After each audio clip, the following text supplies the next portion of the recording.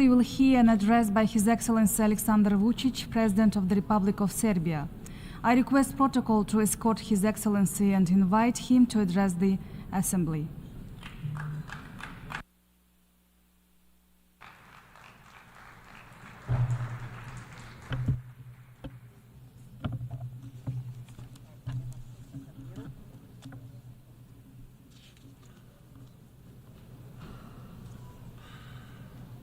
Madam President, Excellencies, ladies and gentlemen, Mahatma Gandhi said, "There is no path to peace.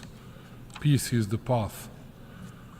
In the same spirit of fraternal love and open heart, I address you today on behalf of the Republic of Serbia, a founding country of the United Nations, a country of freedom and justice. It is my honor to address you as President of the Republic of Serbia, the country on whose behalf I stand proudly before you today.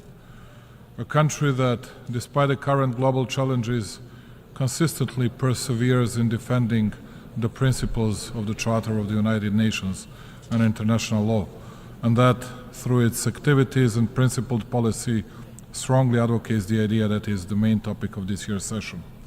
Ladies and gentlemen, when we talk about the current moment this year again, to my immense regret, I have to state that the situation in the world seems even more difficult and dark than a year ago. The tensions are growing and challenges are becoming more numerous and complex. What worries me the most is that despite our declaratory efforts for peace, development and prosperity of humanity, there is no end in sight to this geopolitical nightmare. I would not like to see the wise words of the former President John Fitzgerald Kennedy becoming the words of a prophet. Mankind must put an end to war, or war will put an end to mankind. Today, mankind relies more on technology than it relies on mankind. This year, we are once again talking about tragic conflicts and destruction that bring suffering and enormous human losses, as well as about the numerous serious consequences that inevitably accompany armed conflicts.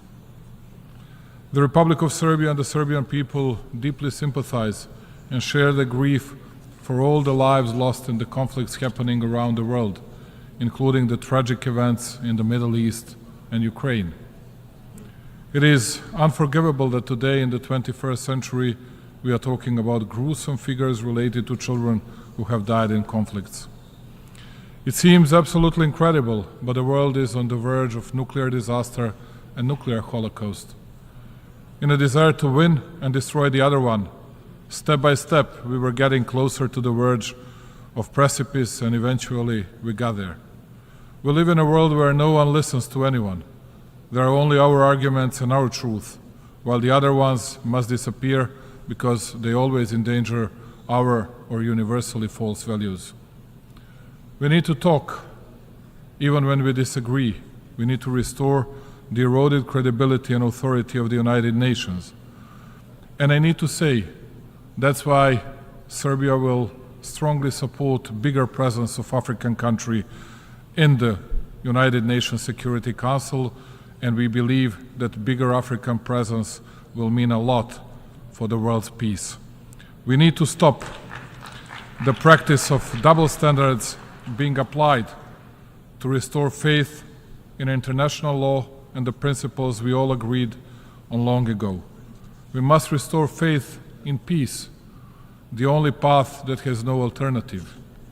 We owe that to every innocent victim anywhere in the world, to all the current and future generations.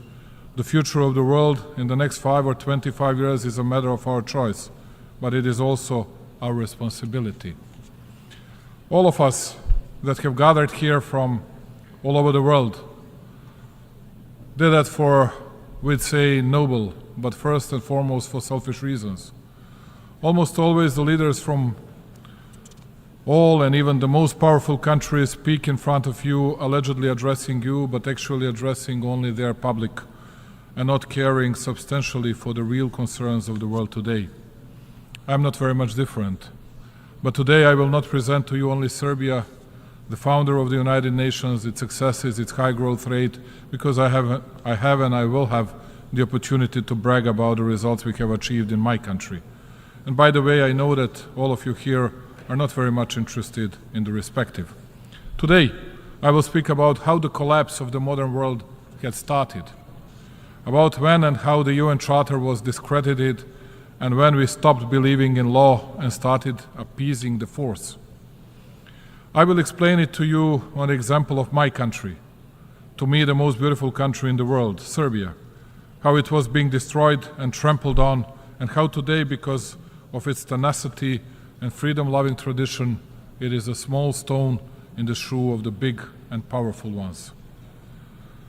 After the big victories that a better part of humanity won in the World War I and the World War II, and Serbs as the nation suffered the biggest losses proportionally to its size in the Great War as well as in the World War II, where they were one of the few nations in the Southeast Europe that had confronted the Nazis from the very beginning. And that is why Belgrade, as the capital of Serbia, was perhaps the only city that was brutally bombed and devastated already at the beginning of 1941. We Serbs were not, unlike the others, welcoming Nazi tanks with flowers, and we paid a high price for that. Nevertheless, neither crying nor laments from the distant past, nor the self-victimization are the subject of my speech today.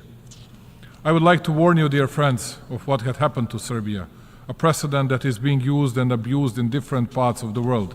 To warn you of the Pandora's box that was opened neither 2 nor 5 years ago, but much before, and that everybody is so loudly silent about. The absolute dominance of the Western capitalist way of manufacturing, its science and technology supremacy, convincing victory against the Eastern contenders, Soviet Union first of all, within the framework of the Third Industrial Revolution, brought the world, some would say, to the end of history and complete hegemony of the Western ideas in all spheres of social life. Apart from, of course, good things it had brought to the mankind, such a dominance of non-existence of balance and political multilateralism destroyed at the same time Soviet Union and Yugoslavia. Of course, it did not happen by accident. By all means, it did not happen by itself, but it was helped by the decisive involvement of the Western intelligence services, which were supported by the national corrupted elite, both in the Soviet Union and in Yugoslavia.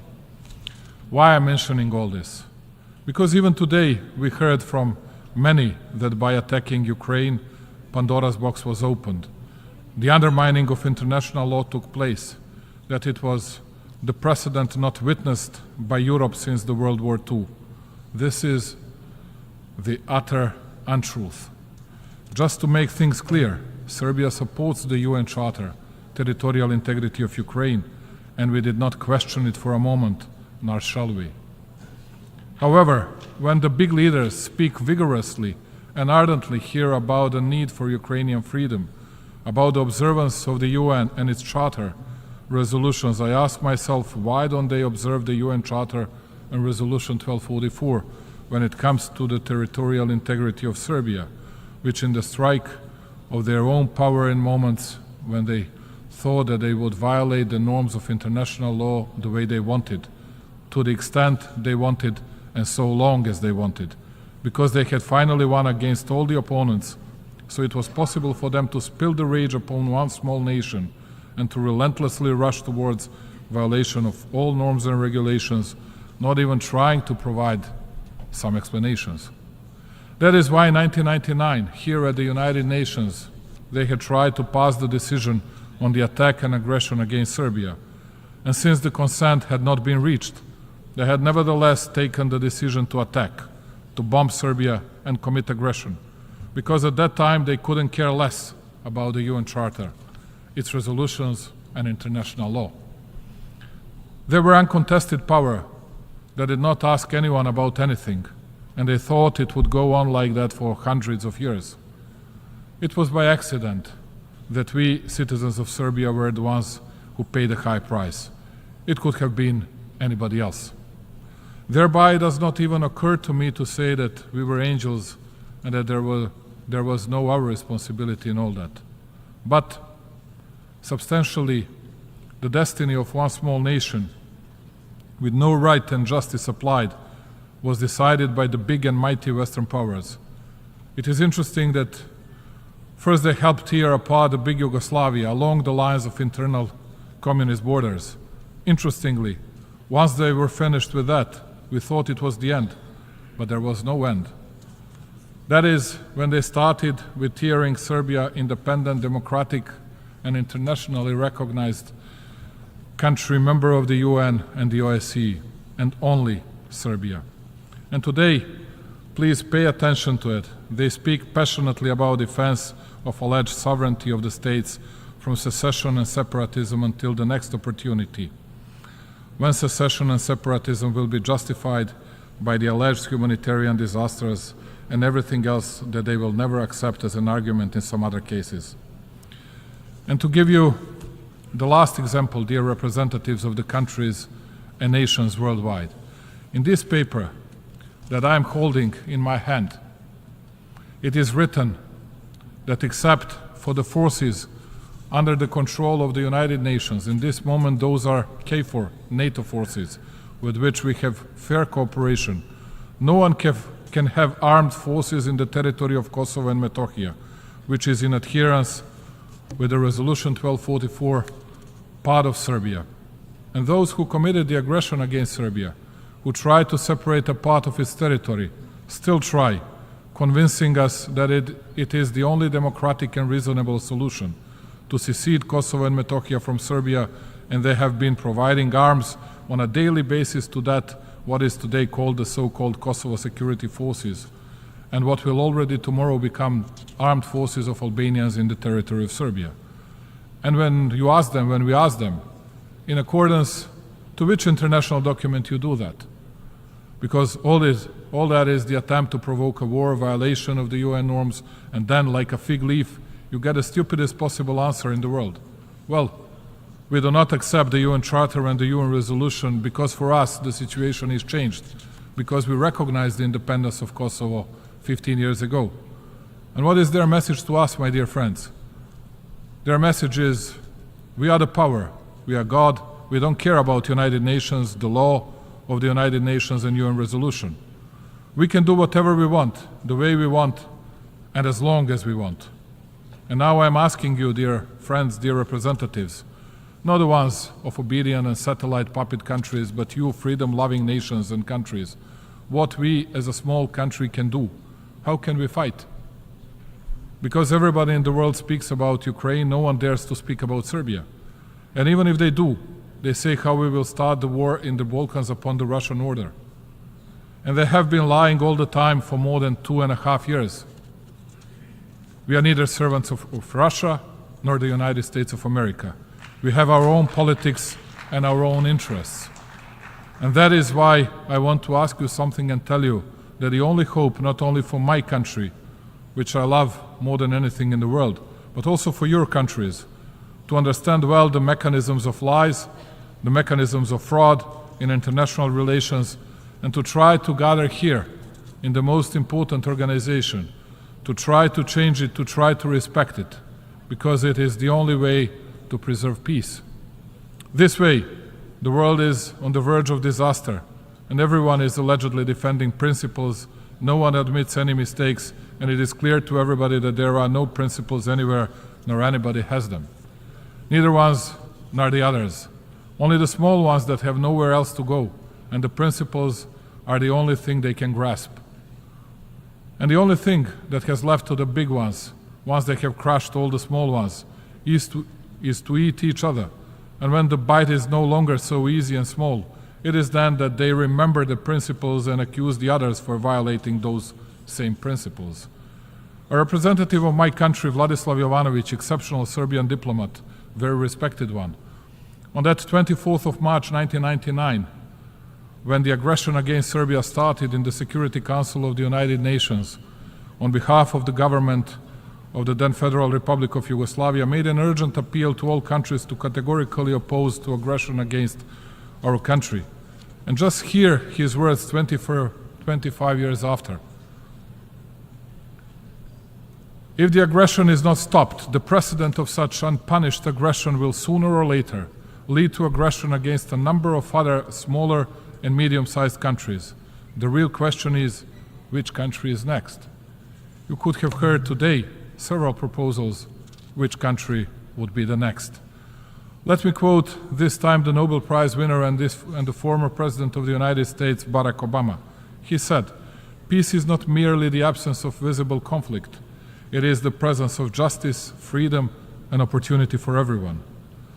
The unreasonable nature of the policy pursued by Pristina, so-called Kosovo authorities, the fanaticism, and the persecution of everything Serbian in Kosovo and Metohija is reflected in a series of disturbing moves, from the ban on payments in the Serbian currency, dinar in Kosovo and Metohija, which has lasted for more than 6 months, and the ban on postal services, which is unique in the world, even for conflict areas, and which endangers the daily life of Serbs and other non-Albanian population, up to the ban on the visit of the head of the Serbian Orthodox Church, Porfirije, to the Patriarchate of Peć. Can the intrusion of the armed special so-called Kosovo police on 9th of September into the premises of the Support Me Association, made up of parents and children with developmental disabilities, be described as anything other than brutality and cruelty, as well as insanity? Real and lasting peace can be reached only by justice and respect for human rights, Nelson Mandela said.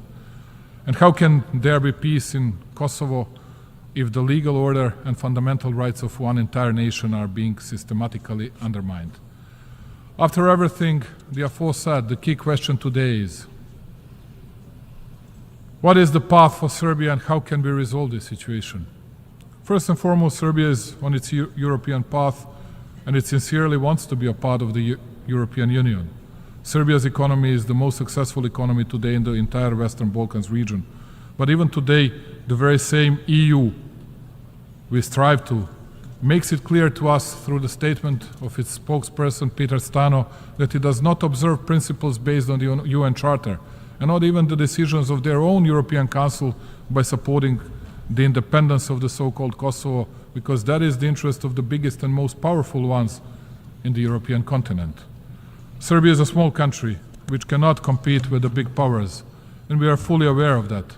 But nevertheless, we are obliged to ourselves and to our people, but also to all the friends in the world. And that obligation is not to lie to anyone, but to tell the truth to everybody.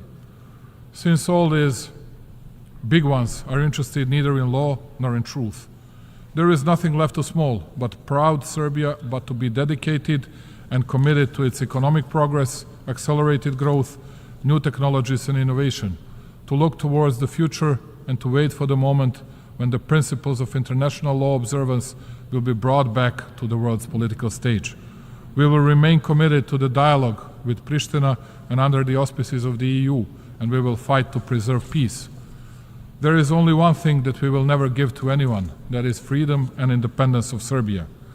As the President of Serbia, I believe in a world based on real and not false values, and I believe that the strength of the developing countries, all of us who have raised our heads and who dare to say the truth, will be a foundation of a new, different, and a better world. I thank you very much. On behalf of